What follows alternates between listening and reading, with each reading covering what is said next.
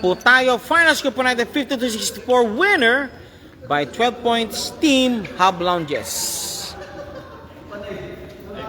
Guys, turo na pa, turo na. Okay. Alright, sige.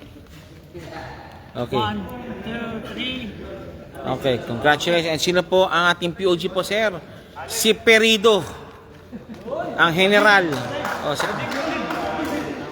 Perido po ang ating pong ating POG.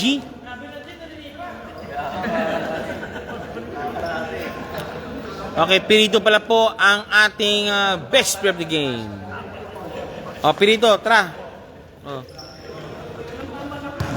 Mr. Perido, congratulations po, sir. And also, job well done po sa inyong team po tonight. Well po, sir.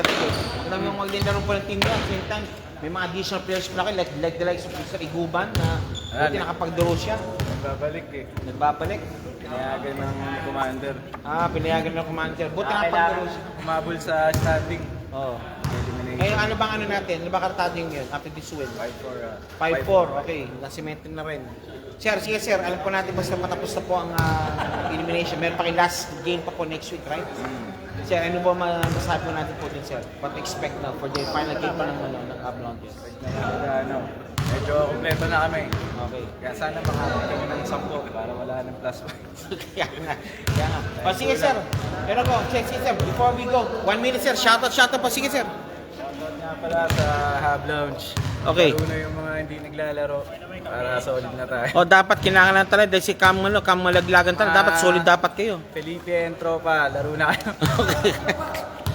Okay. Ano pa?